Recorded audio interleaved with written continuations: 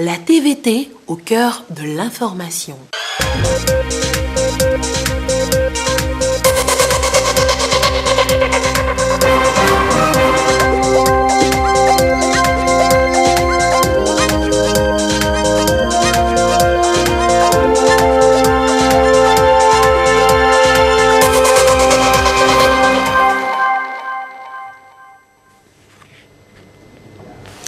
Il est l'heure du journal sur la télévision togolaise. Madame, Monsieur, bonsoir et voici les titres de cette édition. La jeunesse est à l'honneur ce 12 août. Pour cette édition, les jeunes de par le monde sont appelés à s'engager pour une action mondiale. Que font alors les jeunes togolais? Découvrez leurs différents engagements dans cette édition. Et puis la campagne agricole 2020-2021 suit son cours. Mais comment vont les producteurs et leurs activités en cette période de crise sanitaire? Le ministre en charge de l'agriculture est en tournée à travers le pays pour le découvrir. Voilà donc pour les titres. Aujourd'hui, 12 août, est célébrée la Journée internationale de la jeunesse. Elle est instituée depuis 1999 par les Nations Unies pour promouvoir la participation des jeunes au développement de leur pays. Au Togo, divers mécanismes ont été mis en place par le gouvernement pour accompagner les jeunes. Comment alors ces jeunes participent-ils au développement du pays? Nous avons rencontré quelques-uns et Augustin Kossi nous les fait découvrir ce soir. Démarche d'un jeune qui a opté pour l'auto-emploi. Il s'est donné les moyens et a installé son entreprise il y a environ 15 ans. Au Cap7, Nestor dispose d'un centre de formation des jeunes en BTP, une formation rapide et adaptée aux besoins de l'heure. C'est dans le cadre du FIGE et nous avons été soutenus avec un financement de 500 000 pour notre installation. J'avais au préalable une formation en électricité bâtiment. J'ai eu le privilège de représenter le Togo au Mali lors de la formation de la CEDEAO pour renforcement des capacités. Alors de retour, il fallait partager les expériences que nous avons acquises. Il faut des projets pour divulguer ou bien pour vulgariser ces connaissances-là. J'ai formé pendant 10 ans les jeunes sans prendre de l'argent. Donc ils viennent, on les loge, on travaille avec eux, on les forme et ils sortent, ils reçoivent les attestations. Il y a la théorie et il y a la pratique. Mais ici, ce que nous avons eu à faire, c'est que nous avons des ateliers. Des ateliers de plomberie, par exemple, que nous avons ici. Ça nous permet de former les jeunes dans tout ce qu'ils veulent connaître. Donc, par exemple, sur l'installation des sanitaires, on n'a pas besoin forcément d'avoir les chantiers. Chaque jour, les élèves ont la possibilité de manipuler les outils, d'être au contact des difficultés qu'ils auront sur les chantiers. Et c'est ce qu'ils sont en train de faire dans les ateliers pour que, dans un temps très court, ils puissent maîtriser leur formation. Il y en a pour l'électricité, il y en a pour plomberie. En dehors de l'électricité et de la plomberie, Nestor forme les jeunes dans les filières de l'agrotransformation. Notre stratégie, c'est de former les jeunes dans des techniques améliorées et d'apporter à la jeunesse un accompagnement. Donc, ici, nous formons les jeunes à la production du jus, à la production de confitures, des farines améliorées, la boulangerie, la pâtisserie, mais de manière un peu moderne. Et surtout, nous insistons sur le bio et la transformation des produits agricoles sans additifs ni conservateurs. Après avoir formé les jeunes, la plus grande difficulté que nous avons observée dans l'entrepreneuriat, c'est l'installation. C'est pourquoi nous accompagnons les jeunes. Il y a des fois où nous louons notre atelier ici, bien équipé, aux jeunes pour que le jeune, s'il n'a pas les moyens pour même démarrer, il peut venir ici, commencer ses débuts ici avant de continuer. Nous donnons aux gens, que ce soit des fonctionnaires ou des jeunes étudiants qui veulent encore faire quelque chose, nous leur accordons des temps du soir ou des temps de week-end selon leur emploi du temps. Nous disposons des formateurs qui les encadrent pour une formation efficace.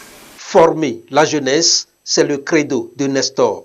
Solim, elle, fait partie des jeunes bénéficiaires des mécanismes mis en place par le gouvernement. L'insertion socio-professionnelle des jeunes.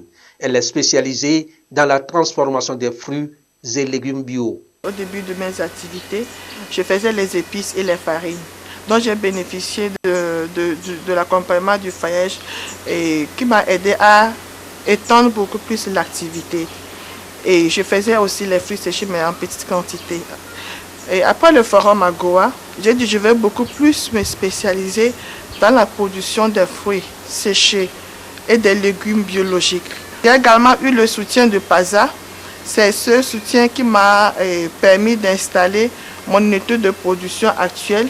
J'ai acheté les équipements, j'ai conçu le four, j'ai acheté les machines à sceller. Nous avons 70 producteurs avec qui nous travaillons, qui sont dans la production de l'ananas, mangue, moringa, curcuma, gingembre.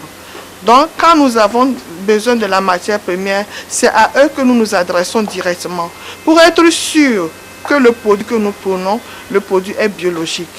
Nous avons des jeunes au sein de notre structure. Il y a la secrétaire, l'assistant et l'assistante. L'agronome, ce sont des jeunes. Le chef de production, c'est un jeune. Le commercial, c'est un jeune. Beaucoup d'autres jeunes comme elle sont en train de percer grâce à l'appui du gouvernement. Emmanuel est volontaire national de compétences. Après sa mission de volontariat international de réciprocité en France, il revient au Bercail pour mettre ses expériences au profit de la jeunesse ici à la Maison des Jeunes de Lomé. Je travaillais dans un centre régional d'information jeunesse. Donc en fait, j'étais chargé de la mobilité, donner les informations utiles aux jeunes en termes de job d'été, de bons plans pour les vacances, de logement et tout. Donc lorsque j'ai fini ma mission, je suis rentré au pays. L'idée maintenant, c'est de travailler avec des partenaires, la MVT qui m'a envoyé, France Volontaire et la Maison des Jeunes, pour installer un centre d'information jeunesse ici à Lomé, le tout premier d'ailleurs, donc qui pourra donner des informations utiles aux jeunes. Je veux faire mon passeport, je veux voyager, je veux faire ma carte d'identité, je veux me faire accompagner pour la création de mon entreprise. Quels sont les bons plans, les structures qui financent, quels sont les dossiers à déposer, toutes les informations utiles aux jeunes. Donc l'objectif, c'est de mettre en place un centre qui répond à ces besoins-là. Aider les jeunes à prendre une part active au développement socio-économique de leur pays et à intégrer les processus de prise de décision. C'est l'idée première de la journée du 12 août, instaurée et dédiée à la jeunesse chaque année. À cette édition, ils sont conviés à un engagement pour une action mondiale. La clé même pour s'engager, c'est d'avoir l'information. Il faut avoir l'information qu'on peut s'engager dans telle association lorsqu'on veut militer peut-être dans un domaine de droits de l'homme, militer dans un domaine qui parle des jeunes dans telle association. Avoir ce centre-là permet que les jeunes également puissent avoir des informations pour des bons plans à l'international, postuler à de grands programmes et donc faire la visibilité de notre pays. Notre action sur le plan international, c'est d'essayer d'avoir une plateforme de communication. C'est pourquoi nous travaillons un peu aussi avec le ministère de l'enseignement technique qui a créé une plateforme pour disposer des ressources, pour le partage des ressources. Par exemple, les programmes que nous avons ici, notre ambition, c'est de mettre ces programmes-là sur les sites, sur les plateformes, sur les forums, qui peut permettre aux jeunes d'être en connexion avec d'autres jeunes pour qu'ils puissent faire un brassage de connaissances. Au sein de notre coopérative, nous avons mis en place un fonds social que nous appelons 10% de retour sur la planète. 10% de la vente, des bénéfices de nos ventes sont reversés à ce fonds pour soutenir l'éducation de la jeune fille vulnérable et l'autonomisation de la femme. Et ce fonds aussi sera destiné au reboisement de nos terres dégradées. Cela en collaboration avec les communautés villageoises qui ont des terres qui n'utilisent plus. Des actions au plan local qui vont permettre sans doute à la jeunesse togolaise de se former et s'informer pour plus d'engagement et d'action au profit du développement durable. La jeunesse du monde est donc à l'honneur ce 12 août. Au Togo, ils sont nombreux, ces jeunes qui s'engagent aux côtés du gouvernement sur plusieurs fronts, comme celui des changements climatiques. Que font les jeunes Togolais pour lutter contre le phénomène, véritable fléau mondial? Christ Agbedinou et Sandra Adiagbe nous font découvrir ce soir ces jeunes engagés contre les changements climatiques. Des jeunes engagés dans la lutte contre les effets du changement climatique, on en compte au Togo. Sur le terrain, ils font des actions climatiques en leur cheval de bataille. Parmi eux, les jeunes volontaires pour l'environnement JVE. Une ONG qui mène ses actions autour de 3 axes stratégiques, énergie, climat, développement, pour promouvoir au sein des communautés les solutions énergétiques durables et abordables. Au niveau de l'axe 2, qui est la gestion des ressources naturelles, nous promouvons une meilleure gestion des ressources naturelles à travers des projets d'aménagement de forêts communautaires, des projets de reboisement, la promotion de l'agroécologie, le plaidoyer pour que l'eau, l'hygiène et l'assainissement soient érigés au rang de priorité nationale. Et l'axe 3 qui concerne l'éco-citoyenneté et l'engagement citoyen a pour objectif de développer le leadership des jeunes et leur participation dans les prises de décision à travers des formations sur l'environnement et sur la protection de l'environnement. Bema, lui, est responsable de l'ONG Sciences et Technologies africaines pour un développement durable. Jeune activiste environnemental, il a déjà conduit des projets d'envergure tels que la gestion durable des déchets dans la ville de Lomé, particulièrement des déchets plastiques recyclés pour l'économie circulaire. Le projet Je fais ma part pour ma ville à la plage de Lomé et la mise à disposition de la commune Golfe 3 des poubelles de tri sélectif des déchets. Bema s'est également illustré dans l'éducation à l'environnement avec à la clé 2 manuels. Il y a le manuel d'éducation à l'environnement, édition 2020, et le manuel du petit composteur. Le manuel d'éducation amène les enfants à savoir qu'est-ce que l'environnement, qu'est-ce qui peut créer des pollutions au niveau de l'environnement, comment est-ce que l'environnement peut avoir des coups de choc par rapport au comportement des hommes, et quels sont les actes qu'il faut poser pour réduire la pollution, pour réduire les changements climatiques, comment est-ce qu'il faut faire des reboisements, comment est-ce qu'il faut nettoyer les plages, comment est-ce qu'il faut utiliser les déchets dans les maisons pour ne pas salir. Et après, on leur montre maintenant comment faire la réutilisation des déchets. Maintenant, le manuel du petit composteur enseigne l'enfant sur le processus de récupération des déchets organiques jusqu'à la transformation en compost pour amender les sols. Et actuellement, on est en train de les accompagner à faire des espaces verts dans les écoles. Fervent défenseur des causes environnementales donc, il invite à l'occasion de la Journée internationale de la jeunesse célébrée chaque 12 août, les jeunes Togolais à s'engager davantage avec détermination. S'engager ne veut pas dire on reste, on dit, on crie, l'État ne met pas les moyens, nous on a des idées, on ne nous accompagne pas. Si vous ne vous engagez pas, si vous ne cherchez pas à vous projeter, à faire quelque chose de sérieux pour que les gens vous prennent au sérieux, personne ne viendra vous accompagner. Et donc vous devez d'abord vous faire pour que les gens puissent vous découvrir, pour après tout vous assister et vous allez aller de l'avant. L'engagement est réel, mais le défi est encore grand. Beaucoup s'accordent qu'il faut mobiliser davantage des compétences dans divers domaines. On parle de l'éducation, la technologie, les sciences et même le droit. Justement pour proposer des solutions innovantes et durables aux récurrentes questions de développement. Et parlons toujours de la jeunesse, sachez que les jeunes filles togolaises et les jeunes filles vulnérables ont désormais l'opportunité donc de poursuivre leurs rêves. Elles le feront grâce au projet Deuxième Chance, un projet donc lancé ce jour par l'association Précieux Trésor de Vie. Le projet vise donc à offrir une nouvelle opportunité à ces jeunes filles vulnérables qui ont connu un décrochage scolaire ou en apprentissage. Des précisions avec Elie Agba Nyandao. Désormais, un nouveau programme à l'endroit des jeunes filles mères et à abandonner plutôt l'école pour cause de grossesse et qui vivent dans une situation de vulnérabilité. Dénommé Deuxième Chance, ce projet pilote veut offrir à ces jeunes filles vivant dans la précarité une nouvelle opportunité de pouvoir réussir. Le programme prévoit une autonomisation économique et financière des bénéficiaires. Il y a différentes formations qui seront mises en place pour leur développement personnel, pour leur épanouissement personnel, mais également pour qu'elles aient une activité génératrice de revenus en main. C'est pour cela que ça ne va pas être du gratuit. Ça ne veut pas dire qu'on va leur dire « Ok, allez-y, on paye tout ». Elles doivent participer et c'est pour cela que nous avons déjà commencé les discussions pour qu'elles puissent être éligibles au programme que l'État a déjà mis en place afin de les aider. Le programme est un projet pilote destiné aux jeunes filles de 16 à 30 ans. Pour cette phase, les jeunes filles mères sont prises en compte. Les jeunes filles en apprentissage qui ont essayé de décrocher pour cause de grossesse, qui sont devenues filles mères et qui n'ont pas pu continuer, seront également prises en charge. Il n'y a que 30 jeunes filles mères qui seront accompagnées sur tout le processus qui va durer 6 mois.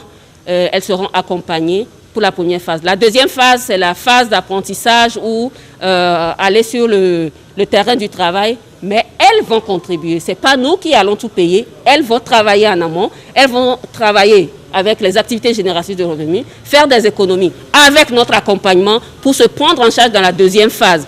Le lancement du projet Deuxième Chance de l'association Précieux Trésor de Vie est couplé du programme d'éducation sexuelle et prend en compte 30 jeunes filles de 16 à 25 ans dans la commune Golfe 5 et à Guenièvre 5. La Cour constitutionnelle vient de se doter d'un plan stratégique de développement et de modernisation. C'est une sorte de boussole qui va guider les actions, le fonctionnement, bref, la vie institutionnelle de la Cour. Les précisions avec Luc Assi. Des applaudissements pour valider le plan stratégique de développement et de modernisation de la Cour constitutionnelle 2021-2025. Une fois mis en œuvre, ce plan stratégique permettra à cette haute juridiction de participer davantage au renforcement des initiatives de l'État allant dans le sens de la justice constitutionnelle. C'est pour garantir aux citoyens leurs droits et libertés, l'équité, la crédibilité et la transparence des élections. Le document repose sur 3 grands axes. Le premier axe est de renforcer le cadre juridico-légal et institutionnel de la Cour. Le deuxième axe est d'améliorer l'offre de services de la Cour et le troisième axe est d'améliorer le cadre partenarial et de coopération de la Cour. Toutes les parties prenantes ont participé, ont donné leur avis, les différents constats qu'ils ont sur le fonctionnement de la Cour et ils ont apporté des solutions. Et ces parties prenantes ont été invitées ici pour qu'ils puissent regarder est-ce que ce que nous avons proposé comme différentes actions pour que les différents résultats soient obtenus, est-ce que ces actions-là répondent effectivement à leurs attentes. Et ici, comme vous l'avez constaté, la plupart des actions ont été prises en compte et ceux qui étaient là, les participants qui étaient là ont apporté des modifications pour qu'on soit en phase. C'est un cadre de référence de ces activités. La Cour constitutionnelle pourra désormais arrimer son mode de fonctionnement au plan national de développement et les objectifs de développement durable. Elle s'arme ainsi pour mieux répondre aux défis de l'heure et contribuer au développement du pays. Nous voici au terme des travaux de notre séminaire atelier. Les enseignements contenus dans vos brillantes interventions nous ont édifiés et guideront nos pas. Guideront aussi les pas de tous les acteurs que nous sommes, que vous êtes. Toutes vos propositions, vos suggestions seront intégrées au document final. À l'issue de ces échanges, de vues fructueux auxquels nous venons d'assister, je ne peux que me féliciter de l'efficacité de ces débats au cours desquels chacun de nous, de vous, a donné la preuve de son attachement à l'œuvre de la justice constitutionnelle, au droit, à la démocratie, à l'amélioration du fonctionnement de notre future Cour constitutionnelle. Il est nécessaire dès maintenant que chacun de nous prenne sur lui de faire en sorte que se traduise dans les faits le contenu de ce plan stratégique de développement et de modernisation de la Cour et les enseignements que cette journée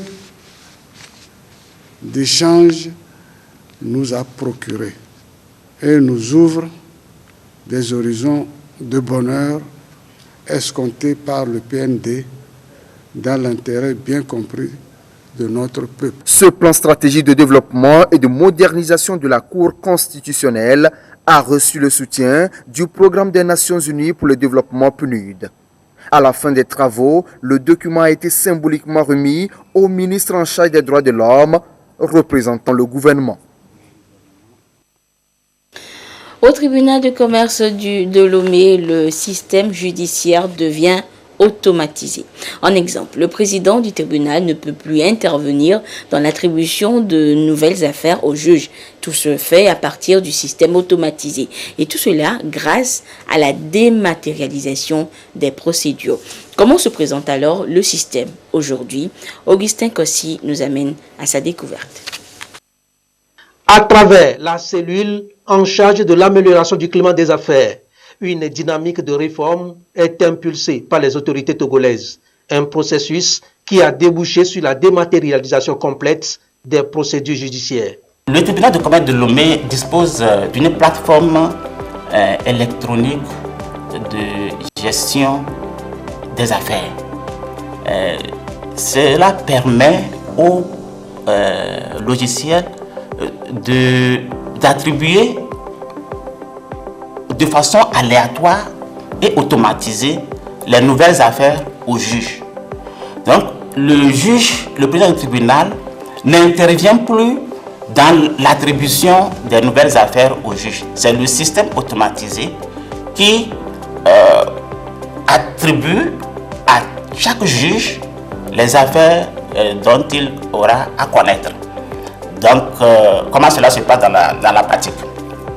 Lorsque le logiciel attribue, disons, une affaire à un juge, ou bien des affaires à un juge, le juge qui est désigné reçoit dans sa boîte électronique une notification lui disant qu'il a été choisi pour présider les affaires de tel jour.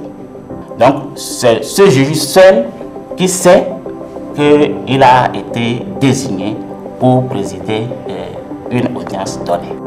En plus, lorsque les décisions sont rendues, l'avocat a aussi la possibilité de les consulter en ligne. Il suffit d'entrer le numéro du rôle général du dossier et puis la plateforme vous affiche la décision qui a été rendue dans votre affaire. La plateforme offre également aux juges la possibilité d'envoyer des notifications aux avocats. Ils peuvent gérer les dossiers de façon électronique. Ils peuvent avoir accès aux dossiers déposés par les parties en ligne, les traiter. Ils peuvent aller au-delà pour rédiger de façon semi-automatique les jugements que le tribunal rend dans une affaire donnée. Avec le rôle général du dossier que vous entrez, la plateforme vous affiche tous les événements qui ont trait à un dossier traité par le juge. Ce sont donc des outils techniques et législatifs mis à la disposition de la justice commerciale. Ils favorisent un traitement efficace et rapide des affaires. Et cette procédure entre également dans le cadre des réformes mises en œuvre pour l'assainissement du climat des affaires au Togo. La gestion locale sensible au genre. Les leaders d'opinion de la région des Savanes l'ont découverte cette semaine. En clair, il est question de tabler sur une forte représentativité des femmes au sein des instances locales. Voyons cela avec Chaz Nam depuis Dapan. Comment lever les obstacles qui freinent la représentativité des femmes dans les instances de décision au niveau local? La problématique est analysée ici au cours de ces assises. L'initiative vient de l'ONG Action Réelle sur l'enfant et la femme AREF dans le contexte de la mise en œuvre de son projet Promotion de la gestion locale sensible au genre dans la région des Savanes. Le projet a démarré il y a de cela 2 mois déjà. La semaine passée, nous avons organisé la rencontre d'échange avec les leaders d'opinion, les femmes, les associations, la chefferie traditionnelle pour décrire quels sont les obstacles liés à la faible représentativité des femmes aux instances de décision. Et aujourd'hui, nous sommes à l'atelier de sensibilisation préfectorale des leaders, les préfets, les maires, les chefs traditionnels et les organisations de la société civile pour les rendre encore plus sensibles au problème de la faible représentativité des femmes au niveau des instances de décision. Nous allons procéder à leur présenter les obstacles que nous avons pu relever lors de... C'est la première fois que le Togo enregistre 7 cas de décès de Covid-19 en seulement une semaine. C'est quoi ça? Quelques soucis techniques, toutes nos excuses. 15e conférence de presse organisée autour de la pandémie de coronavirus ce mercredi. Selon la coordination, les taux de contamination croissent de plus en plus, surtout dans certaines localités du pays. La coordination déplore également plus de décès durant ces 7 derniers jours. Le point avec Dodo Waré. C'est la première fois que le Togo enregistre 7 cas de décès de Covid-19 en seulement une semaine. 5 à Lomé et 2 à Sokodé. Les victimes sont des patients jugés fragiles qui souffraient d'autres pathologies. Ces décès sont souvent associés aux morbidités. C'est pour cela que nous lançons aussi un appel. Toutes les personnes qui ont certaines pathologies qui fragilisent leur défense, notamment le diabète, ces personnes doivent se protéger et tout le monde doit les protéger pour ne pas les contaminer. La coordination note un relâchement dans l'observation des mesures sanitaires. Des dispositions supplémentaires seront prises pour davantage limiter le taux de contamination. La fermeture systématique des bars dans les localités où se dérouleront les cérémonies traditionnelles. Parce que nous avons constaté tous les endroits où il y a eu des cérémonies avec des fêtes dans les bars, l'épidémie a repris une pente montante. Cette semaine, nous avons 82 cas. Ces foyers concernent, s'il faut rappeler, le foyer d'Assoli avec Soudou, le foyer de Tchaoudjo, où les cas sont montés en exponentiel, et probablement après une semaine encore on fera monter parce qu'il y a eu la fête de Tabaski, et aussi le foyer dans la Kosa. Bien sûr, nous avons eu cette semaine 79 guéris contre 61 la semaine dernière. L'impératif de reprise des activités économiques ne saurait écarter la sauvegarde de la santé de la population. C'est pour ça qu'il y aura toujours des mesures restrictives pour empêcher le virus de circuler. Et c'est l'occasion pour nous d'exhorter toute la population à continuer à observer les mesures barrières, notamment le port de masque, le lavage des mains et bien sûr la distanciation sociale. Malgré la hausse de la contamination, le pays reprend progressivement son rythme. La coordination travaille pour la relance de tous les secteurs d'activité. L'ouverture de l'aéroport le 3 août dernier, avec déjà plus de 1900 arrivées et 900 départs, augure de belles perspectives. Et je vous donne lecture du communiqué sur la situation de la pandémie au nouveau coronavirus Covid-19 au Togo. À ce jour du mercredi 12 août 2020, la situation de la pandémie se présente comme suit. Le nombre de cas confirmés est de 1092. Soit 22 nouveaux cas depuis hier. Le nombre de personnes guéries est de 782. 30 nouveaux guéris depuis hier. Le nombre de cas actifs est de 284. et le nombre de décès est de 26. Un communiqué du ministre de la Santé, professeur Moustapha Mijiawa. La campagne agricole 2020-2021 bat toujours son plein, mais en cette période de crise sanitaire, comment se portent les producteurs et leurs activités? Eh bien, le ministre en charge de l'agriculture est en tournée à travers le pays. L'étape de la Kara avec Nestor. Bonjour. La Kéran est une zone de forte production agricole. Elle s'illustre bien dans la culture du coton, grâce à des hommes comme M. Bacha dans le canton de Elota. Il a emblavé pour cette campagne une superficie de plus de 20 hectares. Dans la mission de suivi qu'il effectue, le ministre de l'Agriculture s'est rendu dans son champ. J'ai eu le BPC en 2009 et en 2010, je me suis lancé dans la production et j'aime surtout la production du coton. Je me suis lancé totalement dans le coton et je vois qu'à la base du coton, j'ai bien construit ma maison que je vis dedans. Et à la base de ça, mes femmes m'ont aidé avec un tracteur et la FN GPC aussi nous a aidé aussi avec un autre tracteur. Donc j'ai bien fait mes champs et à la base de moi, ma population bénéficie beaucoup de moi. Après avoir fait mes champs, je le fais des prestations de services. Je suis en train de penser à voir si cette année je réalise bien, je vais payer au moins un véhicule.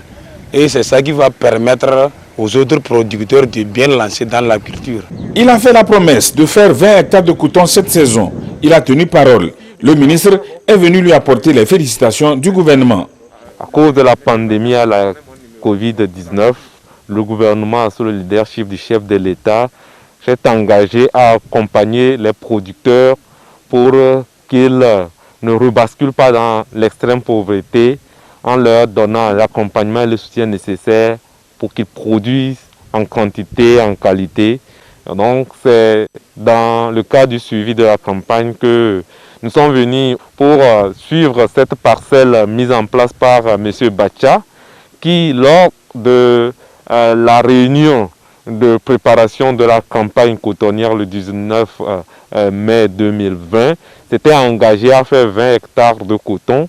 Et nous sommes heureux de venir constater qu'il a dépassé son objectif. Il a fait plus de 22 hectares. Il a fait en plus 9 hectares de soja et il a fait 15 hectares de maïs. Ce qui représente exactement la logique d'accompagnement du gouvernement qui vise à soutenir les producteurs pour intensifier la production de cultures à haute valeur ajoutée, le soja, le coton, et aussi faire des cultures de sécurité alimentaire comme le maïs et le riz, et améliorer par ricochet leurs revenus et les conditions de vie des populations. Dans la même préfecture de la Kéran, précisément à Até-Kanté, d'autres jeunes ont choisi de se retrouver dans une organisation du nom de Action sociale pour l'environnement et le développement, ACEDA, pour évoluer ensemble dans la production agricole. Les cultures qu'ils pratiquent sont aussi diversifiées. Le ministre de l'Agriculture a voulu aussi se rendre compte des activités que ACEDA mène. Ici, nous produisons les cultures que nos grands-parents faisaient, comme le fonio, le sésame, le soja, le maraîchage et le chia. Les plantes que nous avons importées des autres pays pour expérimenter. Donc aujourd'hui spécialement, nous sommes en train de développer la culture du chia avec 20 techniciens que nous avons formés dans la localité et 1200 hectares qui sont déjà identifiés pour cette culture. Donc l'année prochaine, on pense lancer la culture à grande échelle pour pouvoir aider les gens à profiter de cette plante-là. Le chia, c'est une plante très riche en nutriments et en sels minéraux, qui est riche en oméga 3, qui permet de régler le problème du cœur, le problème du foie, le problème de l'estomac, le problème de rein. Je vends ça à l'extérieur, je vends ça ici dans le pays. Il y a beaucoup de demandes. Un flacon de 200 grammes fait 5 000. L'ONG ACEDA fonctionne comme une entreprise et c'est le mode de fonctionnement pour lequel le gouvernement exhorte les producteurs à adopter pour prospérer. L'agriculture ne peut plus être pratiquée comme une activité de subsistance. Aujourd'hui, l'engagement du gouvernement, c'est de faire éclore des entrepreneurs sur la base du potentiel de l'agriculture et les maires vont être des acteurs importants qui vont accompagner la structuration des producteurs en coopérative et en entreprise. Et avec les centres de formation agricole qui vont être des lieux de ressources, il va être mis en place un programme de formation en alternance en entrepreneuriat agricole, à avoir de l'accompagnement en outils méthodologiques, de l'accompagnement pour suivre un parcours pour à la fin devenir une entreprise dans le domaine agricole en valorisant tout le potentiel qui existe. Après l'acquérant, le ministre et sa suite ont mis le cap sur la préfecture de Dankpen. À Guerinkouka, ils ont rendez-vous avec les producteurs, les chefs traditionnels de la préfecture et les préfets de la région de Nakara. La délégation a échangé avec eux sur différents sujets. Le ministre Bataka a mis l'accent sur l'importance que le gouvernement accorde aux cultures à haute valeur ajoutée comme le sésame, le soja et le coton. Il a demandé aux producteurs de ne livrer leurs produits qu'aux agrégateurs disposant des agréments pour éviter d'être spoliés. Il a également été question pour la délégation ministérielle d'édifier les producteurs sur le mécanisme novateur de fonctionnement de la plateforme Yolim. Ce programme vise à octroyer aux producteurs, pour le compte de la présente campagne, des crédits intrants et des prestations de labour à taux d'intérêt nul. Connaître la maladie du coronavirus pour mieux s'en prévenir, c'est ce que nous fait découvrir ce soir Edem Sousoupo. Presque tous les pays du monde sont touchés par le nouveau coronavirus. Ce virulent virus se transmet d'homme à homme par voie aérienne au contact de sécrétions ou d'objets contaminés. La maladie est parfois mortelle. Elle cause des complications chez les sujets immunodéprimés qui doivent limiter nécessairement leurs déplacements. Il faut alors se protéger et protéger les autres. La meilleure manière de se protéger est de se laver régulièrement les mains avec de l'eau et du savon.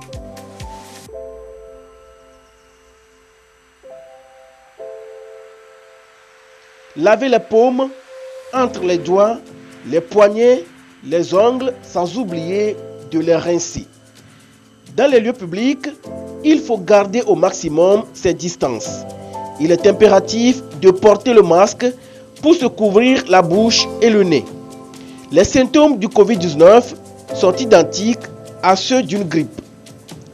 Les symptômes majeurs sont la fièvre, la toux, des difficultés respiratoires. Ne toussez pas dans vos mains, mais dans le creux de votre coude. Il n'existe pas pour l'instant de médicaments spécifiques contre ce virus ni de vaccin. Les spécialistes de la santé pensent que la meilleure façon de rompre la chaîne de contamination du virus est de respecter scrupuleusement les gestes barrières. Nous devons donc apprendre à vivre avec la maladie tout en nous protégeant. C'est le prix à payer pour vivre sain.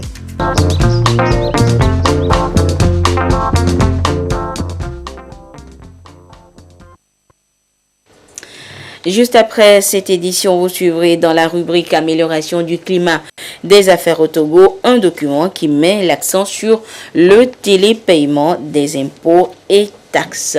Et ainsi se referme cette édition. Merci de votre fidélité à la télévision togolaise. Excellente suite de nos programmes. Au revoir.